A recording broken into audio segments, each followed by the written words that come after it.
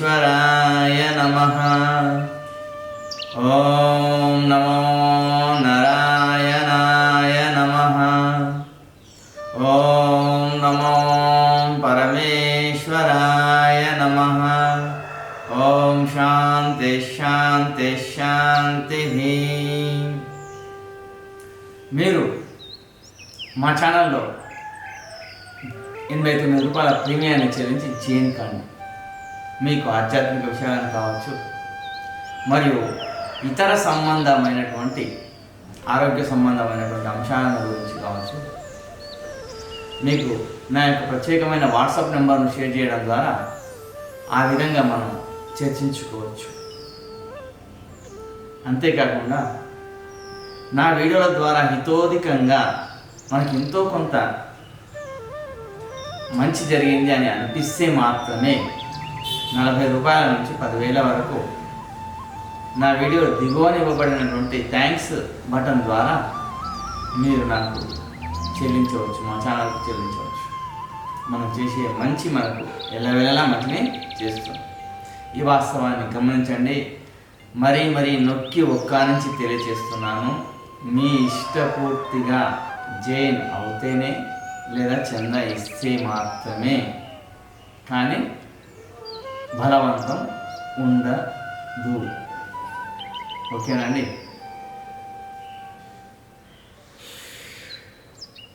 నమస్తే. మనం ఈ వీడియోలో ఏకపాద పవన ముక్తాసనాన్ని గురించి తెలుసుకుందాం. ఇక్కడ దీనికి పవన ముక్తాసనం అన్నటువంటి పేరును ఎందుకు నిర్ణయించారు అన్నటువంటి విషయాన్ని మనం చర్చిద్దాం. పవన అంటే వాయువు, గాలి. ముక్త అంటే ముక్తి పొందడం. ఆసనం అంటే పోజ్. మనం ఈ పవన ముక్త ఆసనం అనేటటువంటి పోజులో ఉండడం మూలంగా మనలోను ఉన్నటువంటి చెడు వాయువుల నుంచి మనకు ముక్తి లభిస్తుంది. అంటే మీకు గ్యాస్ సమస్య నుంచి ముక్తి లభిస్తుంది. ఆ పవనసుతుడైనటువంటి ఆ హనుమాన్ మన పవన సమస్యలన్నింటినీ తొలగించి వేస్తాడు. ఈ పవన ముక్త ఆసనాన్ని మనం ఆచరించడం మూలంగా ఆ పవనుని, ఆ వాయుదేవుని ద్వారా మన శరీరంలో పేరుకుపోయినటువంటి చెడు వాయువులన్నింటినీ మనకు తొలగించి వేసేటటువంటి శక్తి లభిస్తుంది. ఆ పవనసుతుడు, ఆ హనుమాన్ మనకు ఈ గ్యాస్ సమస్య నుంచి ముక్తిని కలిగిస్తాడు. ఇక జీర్ణాశయ సంబంధమైనటువంటి సమస్యలు మన నుంచి దూరం అయిపోతాయి. తీవ్రమైనటువంటి మెడనొప్పులు ఉన్నటువంటి వ్యక్తులు మాత్రం తలభాగాన్ని పైకి లేపకుండా ఆ భూమాత పైనే ఉంచి పాదాన్ని మాత్రం తీసుకువచ్చి చేస్తే చాలు. ఉదర భాగంపై ఒత్తిడిని కలిగిస్తే చాలు. మిగిలిన వారందరూ చేయవచ్చు. చేస్తున్నాను, చూడండి. మొదటగా ప్రశాంతంగా ఈ విధంగా ఒక 20 నుంచి 30 సెకండ్ల వరకు ఉన్న తర్వాత నెమ్మదిగా పాదాలను మృదుగా చేస్తూ ఈ అరచేతులను దుమ్మాల వైపు ఈ విధంగా ఉంచేసి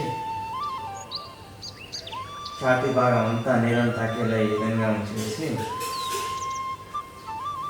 నెమ్మదిగా కుడిపాదాన్ని 30 నుంచి 45 డిగ్రీల మధ్య తెచ్చివేసి నెమ్మదిగా పెంచుకుంటూ ఆ నెమ్మదిగా మోకాలను చేసి ఉదర భాగం వైపు తెచ్చివేస్తుంది. ఆ తర్వాత ఈ 2 చేతులను ఇంటర్లాక్ చేసి ఉదర భాగంపై ఒత్తిడి వచ్చేలా చేయాలి. మిగిలినటువంటి 2వ పాదాన్ని మాత్రం దిగుతుగా ముందర వైపు నుంచి లాగి ఉంచాలి. ఆ తర్వాత నెమ్మదిగా మెడ భాగాన్ని పెట్టి మొదటి భాగాన్ని కానీ ముఖమండలాన్ని కానీ ఈ మోకాలు కాంచేలా ఉంచాలి. వీలైనంతసేపు మనం ఈ విధంగా ఉంచి ఆ తర్వాత నెమ్మదిగా శ్వాసను వదిలేస్తూ ఆ తర్వాత చేతులను కూడా వదిలేసి నెమ్మదిగా యథాస్థితికి రావాల్సి ఉంటుంది. ఆ తర్వాత రెండవ పదాన్ని కూడా ఈ విధంగా చేయవలసి ఉంటుంది. ఇక్కడ మనం ఒక విషయాన్ని గమనించాలి. ఈ స్థితిలోకి వచ్చిన తర్వాత శ్వాసను ఒకసారి దిగుతుగా లోనికి తీసుకొని నెమ్మదిగా వదిలివేస్తూ మన ముఖమండలాన్ని మోకాంచేలా ఈ విధంగా ఉంచాలి. రెండవ కాలును మాత్రం దిగుతుగా ముందర వైపు లాగి ముంచేలా చూడండి. సాధ్యమైనంత వరకు మనం ఈ విధంగా ఉండగలిగినంతసేపు ఉంచండి. ఈ స్థితిలో ఉన్నప్పుడు శ్వాసను సాధారణ స్థితిలో ఉంచండి.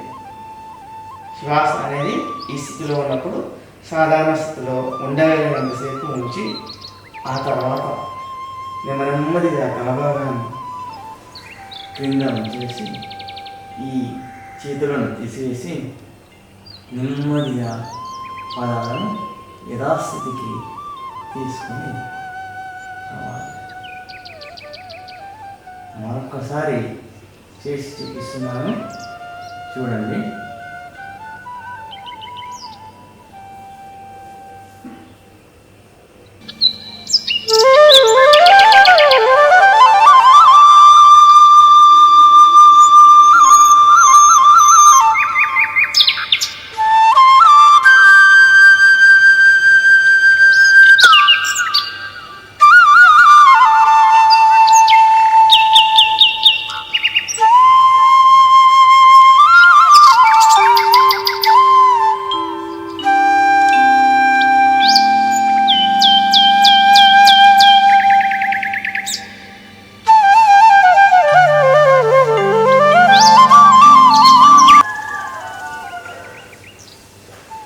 ఆ తర్వాత కాసేపు ఇలా రిలాక్స్ అయిన తర్వాత ఎల్లప్పటికీ మనం లేచేటప్పుడు కూడా ఆదరా బాదరాగా లేవకుండా ఎడమ వైపు మరలి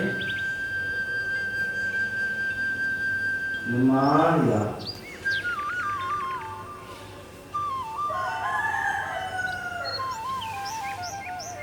లేచి కాసేపు రిలాక్స్గా ఈ విధంగా కూర్చోండి.